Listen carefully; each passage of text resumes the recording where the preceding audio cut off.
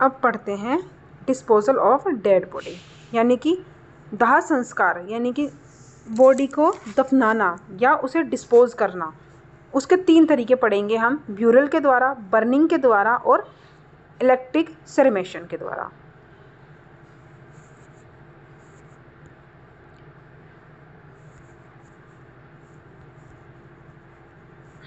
शुरू करते हैं। शव विनाशन यानी कि डिस्पोजल ऑफ डेड बॉडी। अलग अलग धर्मों के अंदर ये जो शव का विनाशन जो होता है या डिस्पोजल जो होती है बॉडी का, अलग अलग तरीके से किया जाता है। जो हिंदू के अंदर तो क्या कहते हैं, दाह संस्कार अग्नि के द्वारा किया जाता है। वहीं मुस्लिम और क्रिश्चियन जो लोग हैं वो क्या करते हैं, दफनाते हैं, ब्यूरल मेथड के द्वारा करते हैं। और वहीं जो मुंबई आदि जो डेवलप्ड सिटी है, इनके अंदर क्या करते हैं, इलेक्ट्रिक क्रेमेशन के द्वारा होते हैं। तो शुरू करते हैं। पहला है, देखो, अलग अलग धर्मों और समुदाय में अलग अलग तरीके के द्वारा डेड बॉडी का डिस्पोजल किया जाता है। ठीक है, तो इसमें 3 टाइप पढ़ेंगे हम। पहला है बर्निंग या फिर क्रीमेशन, यानी कि अग्नि के द्वारा दाह संस्कार। यह हिंदुओं में, बौद्ध में और जैन इन समुदाय में किया जाता है। इसमें क्या होता है कि लकड़ी का पलंग बनाया जाता है, एक लकड़ी के ऊपर दूसरी लकड़ी को रखते हुए, जो कि 2 से 3 फीट ऊंचा होता है। अब इसके ऊपर क्या करते हैं, डेड बॉडी को रखते हैं और उसके ऊपर क्या करते हैं, 1 फीट की और लकड़ियाँ रख दी जाती है।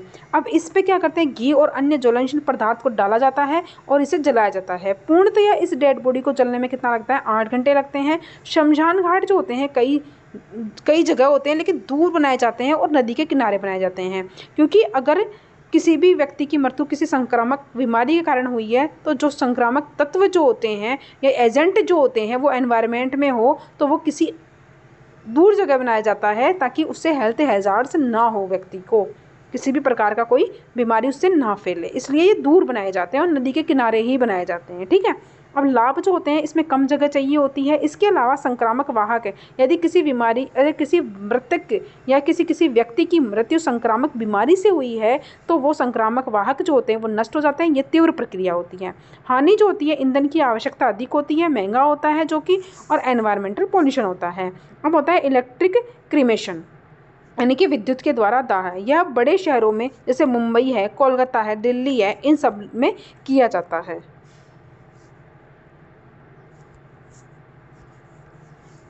इसमें क्या होता है, एक इलेक्ट्रिक फर्नेस होती है। इस भट्टी के अंदर या इलेक्ट्रिक फर्नेस के अंदर क्या करते हैं, एक लोहे का चेंबर होता है जिसमें क्या करते हैं, डेड बॉडी को रख देते हैं और उससे क्या होता है, लाल होने तक गर्म करते हैं। अब बॉडी जो होती है राख में बदल जाती है कुछ ही मिनटों में, और राख को क्या करते हैं, बाहर निकाल के एकत्रित कर लेते हैं। ये जो मेथड है, इसके बेनिफिट ये होते हैं कि कम समय लगता है और कम स्थान लगता है, और एयर पोल्यूशन और गंदी स्मेल से भी क्या होता है, इससे बचा जा सकता है। लेकिन ये क्या होता है, हानि क्या है, ये धार्मिक मान्यताओं के विरुद्ध होता है।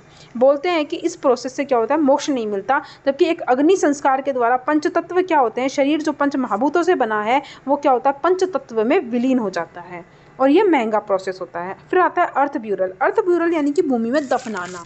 इसमें क्या होता है, ये जो होता है वो क्रिश्चियन और मुस्लिम लोगों में किया जाता है। हिंदुओं में यह विशेष स्थितियों में, जैसे अगर किसी छोटे बच्चे की मौत हुई है या उसकी मृत्यु हुई है तो उसे क्या करते थे, दफना देते हैं। इसमें क्या होता है, क्रिश्चियन डेड बॉडी को एक ताबूत में रखते हैं, लेकिन मुस्लिम क्या करते हैं, डेड बॉडी को ज़मीन में दफनाते हैं। मुस्लिम क्या करते हैं, बिना ताबूत के दफनाएंगे, वो ताबूत नहीं बनाते हैं, यानी एक लकड़ी का सा बना होता है ताबूत का, मतलब ये होता है, और उसके अंदर डेड बॉडी को रखते हैं, फिर उसको ज़मीन में दफनाते हैं। ऐसे मर्त शरीर सूक्ष्म जीवों के द्वारा क्या होता है, अपघटित होता है, अपघटन की प्रोसेस होती है। और जब हम वो गड्ढा बनाएंगे, वो जो गड्ढा बनाते हैं उसे दफनाने के लिए डेड बॉडी को, वो 3 से 5 फीट गहरा होगा, 4 फीट चौड़ा होगा, 6 से 7 फीट क्या होगा, लंबा होगा। यह बॉडी, यदि अगर हम बॉडी को ज़्यादा गहरी दफना देंगे तो जो अपघटन का जो प्रोसेस होगा वो स्लो होगा, और अगर गहराई हमने ज़्यादा नहीं रखी और 3 फीट से भी कम गहराई हमने इसकी अगर रखी है तो उससे क्या करेंगे, जो जानवर होते हैं जंगली जानवर, जैसे लोमड़ी है, कुत्ते हैं, ये सब इसे निकाल कर खा जाएंगे और उसके बॉडी पार्ट को क्या करते हैं, फैला देते हैं, जिससे क्या होता है, इन्फेक्शन फैलता है और बीमारियाँ फैलती हैं।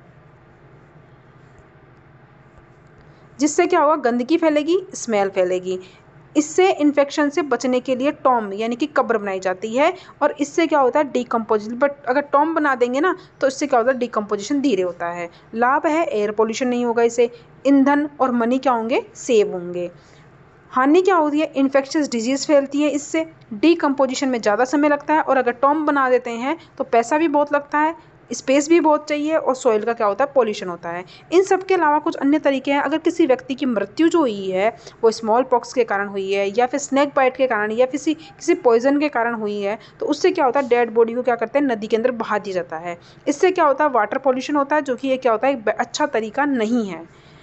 पेरिस के अंदर क्या करते हैं, डेड बॉडी को एक खुला स्थान होता है, जो दूर का स्थान होता है, कहीं दूर खुले स्थान पर क्या करते हैं, उसे रख दिया जाता है, जिससे जंगली पक्षी क्या करते हैं, उसे खा जाते हैं। लेकिन तिब्बत के अंदर जो डेड बॉडी जो होती है, उसे टुकड़ों में काट के डेड बॉडी को, और उसके जो टुकड़े होते हैं वो ज़मीन पर रख देते हैं, जिनको क्या कर देते हैं, पक्षी और जानवर खा जाते हैं। जबकि केन्या के अंदर क्या करते हैं, डेड बॉडी को समुद्र में बहा देते हैं। ये जो तरीके थे, इस तरह से ये 3 तरीके हुए पूरे आपके डिस्पोजल ऑफ डेड बॉडी। तो आपका disposal of dead body and disposal of solid waste chapter complete हुआ। बाकी पढ़ते हैं नेक्स्ट क्लास में। आज के लिए धन्यवाद।